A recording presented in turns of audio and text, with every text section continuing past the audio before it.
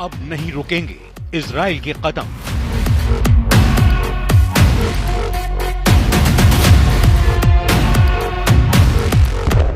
दुश्मनों का निकलेगा दम।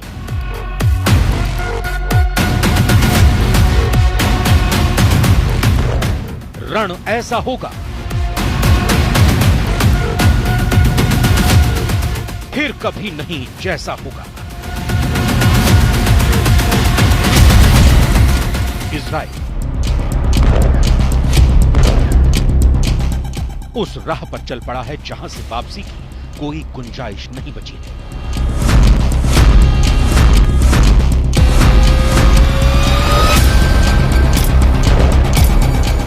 इसीलिए दुनिया भर में अपने खिलाफ बढ़ते आक्रोश की भी उसे परवाह नहीं है। आपकी टीवी स्क्रीन पर नजर आ रही तस्वीरें उस अमेरिका से आई हैं जिसे दुनिया इजराइल का सरपरस्त समझती रही है।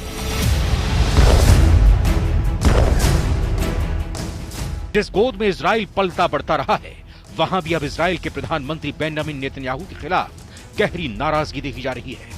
व्हाइट हाउस के बाहर लगी इस तस्वीर में नेतन्याहू को युद्ध का अपराधी दर्शाया गया है।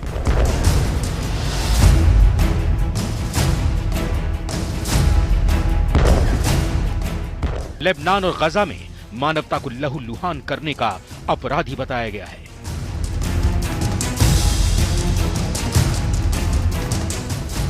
दुनिया के कई देश नेतन्याहू पर सीज फायर का दबाव बना रहे हैं, जबकि इजराइल ने साफ कर दिया है कि उसे किसी की नहीं पड़ी।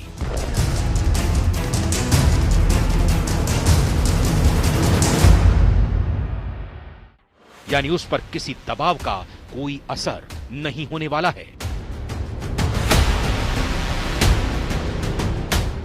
हैरानी तो यह है कि अमेरिका तक ने इजराइल को खत भेजकर गजा पर सैन्य सहायता में कटौती की चेतावनी दी है।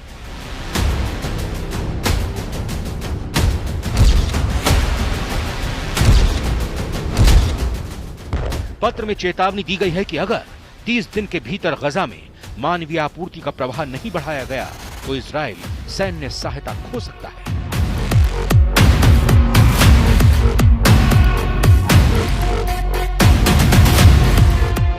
इस पर इजराइल के प्रधानमंत्री बेंजामिन नेतन्याहू के कार्यालय में मंगलवार को बयान जारी किया।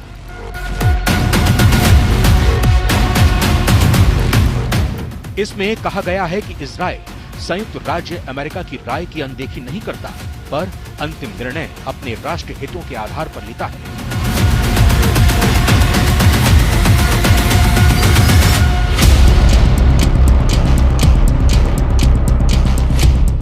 दरअसल पिछले साल 7 अक्टूबर को इजराइल पर हमास ने भीषण हमले किए।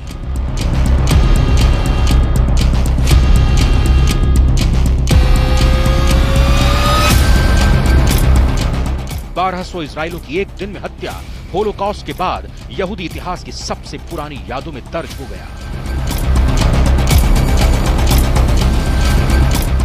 इजराइल को इसका बदला लेना ही था। इजराइल ने 8 अक्टूबर से हमास के खिलाफ गजा में जंग का जो ऐलान किया वो आज भी जारी है। एक साल में गजा लगभग खंडहर में तब्दील हो चुका है। मकान, अस्पताल से लेकर स्कूल तक युद्ध का अग्नि में सब कुछ स्वाहा हो चुका है। 50,000 से ज्यादा लोग मारे जा चुके हैं। मलबे में 10,000 से ज्यादा लोगों के अभी भी दबे होने की आशंका है।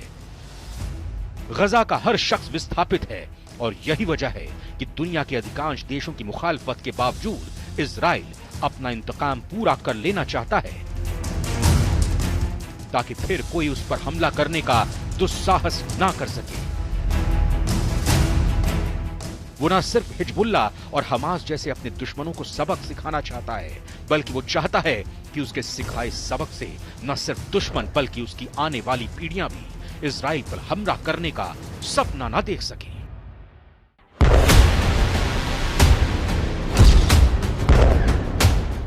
Bureau report, news 18, Rajasthan.